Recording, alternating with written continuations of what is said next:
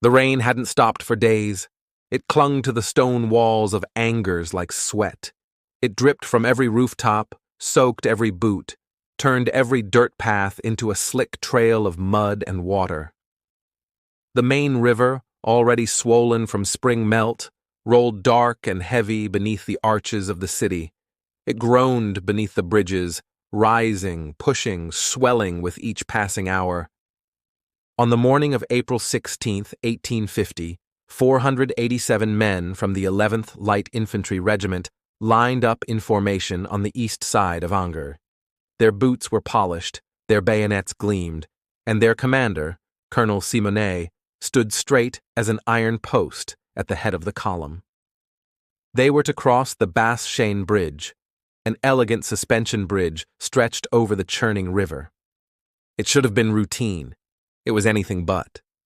By noon, only minutes after they stepped onto the bridge, 226 of those men were dead.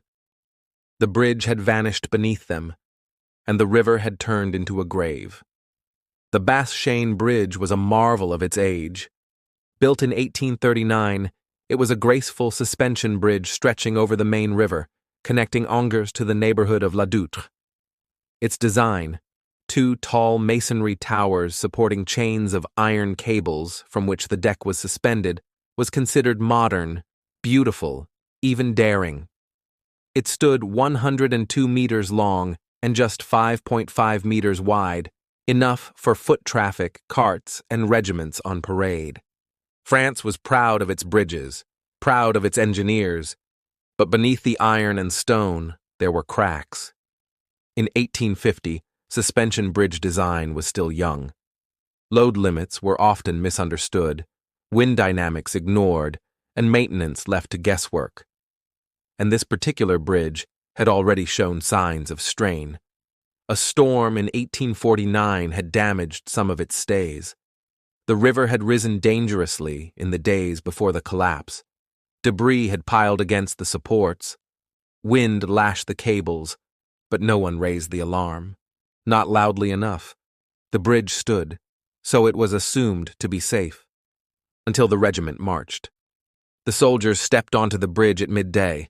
Their boots hit the wooden planks in perfect unison. Left, right, left, right.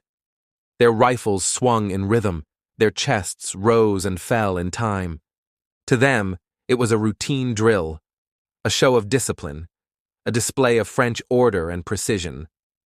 But to the bridge, it was death. The synchronized march created resonance, vibrations that matched the bridge's natural frequency. The structure began to sway. Lightly at first, then more. The wind picked up. Cables began to shudder. The soldiers didn't notice. Spectators did. Locals along the riverbank saw the bridge moving, wobbling like a plank on water. Some shouted, others pointed, but there was no time. Midway across, a deafening snap echoed through the mist. A stay rod tore loose. The platform beneath the soldiers jerked. Chains whipped through the air. The wooden deck heaved. Screams tore through the column as the center span gave way, first sagging, then disintegrating. Men were thrown like toys into the river. Bayonets flashed, boots vanished, rifles flew skyward and crashed into the flood. The bridge tore itself apart. The Main was a killer that day. Rain had filled the river to bursting. The current was violent, filled with debris and foam. When the bridge collapsed, the central section plunged dozens of men directly into its depths. Others were crushed between chains and timbers. Some clung to fragments of the structure, but those quickly sank or broke free. Heavy packs pulled men under. Uniforms soaked in seconds. Boots filled with water. Rifles became anchors. They sank fast. Some tried to swim, but couldn't shed their gear. Others were knocked unconscious before they hit the surface. Men flailed, shouted, screamed for help, but help wasn't coming. Not fast enough. On the banks, stunned civilians began diving in. Fishermen, dockhands, shopkeepers, ordinary people throwing ropes, planks, anything that floated. A few soldiers survived by grabbing onto driftwood or paddling toward stone piers. but most didn't. It was over in less than 5 minutes. The bridge was gone. The regiment had vanished beneath the water. Only silence remained. By early afternoon, bodies were washing up along the riverbank. Some face up, others bloated and still in full uniform. One was found tangled in a length of iron chain. Another had both legs broken by the fall. Out of 487 soldiers who had stepped onto the bridge, 226 were dead. The youngest was 17. The river had swallowed them almost without a sound. News spread quickly through Angers. Families gathered along the water's edge, watching the bodies being pulled from the current. Some women collapsed when they spotted familiar uniforms. Others screamed names until their voices broke. The army sealed off the area. Investigations began immediately. The questions were urgent and pointed. What had caused the collapse, and who was responsible? It didn't take long for fingers to point. At first the engineers, then the local authorities, then the regiment itself. Colonel Simonet admitted his men had marched in step across the span. No one had warned him of any danger in doing so, but experts knew, at least in theory, that synchronized marching could cause resonance on long bridges. It had happened before. In England, a bridge had nearly collapsed under a marching regiment in 1831. That incident had led to warnings, recommendations that soldiers should break step on long crossings. But those warnings hadn't reached Angers, or they had been ignored. Further scrutiny revealed even more disturbing details. The storm a year earlier had caused damage to the bridge's support system, including the anchorages holding the chains in place.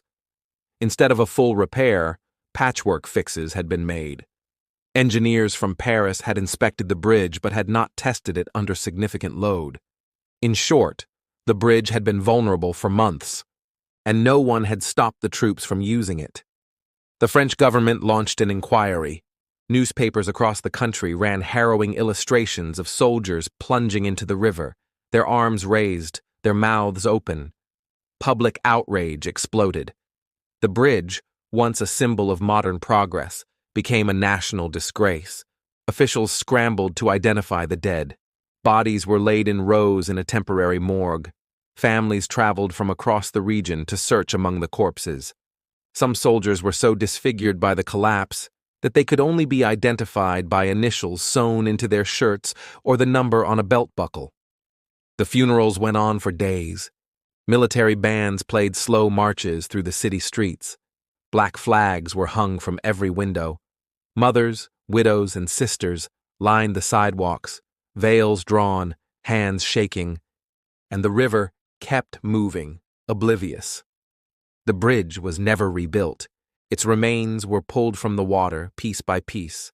Chains were coiled and hauled away. The stone towers remained for a time, blackened by rain and ash, standing like gravestones. Eventually, they too were torn down. But the lesson lingered. France revised its engineering guidelines for suspension bridges. Marching across long bridges in step was banned. The military issued formal orders that all regiments must break cadence when crossing any suspension structure. But for 226 families, it was too late. Their sons had died in uniform, but not in war. They had died from ignorance, from overconfidence, from the fatal assumption that what had stood yesterday would still stand tomorrow. The Angers Bridge collapse became a case study. Engineers across Europe cited it for decades as a cautionary tale. Military academies studied it. Bridge designers changed their calculations. But despite the reforms, the truth remained brutal in its simplicity. They marched. The bridge moved. And it killed them. The tragedy was not caused by a battle, nor a bomb, nor even an act of nature. It was caused by rhythm, by precision, by the flawless discipline of soldiers trained to move as one, and the deadly resonance that discipline created on a bridge not built to withstand it. The main river is quieter now. A newer bridge stands not far from the site, built decades later. Few travelers crossing it know what happened there. No statues mark the spot. No plaques name the fallen.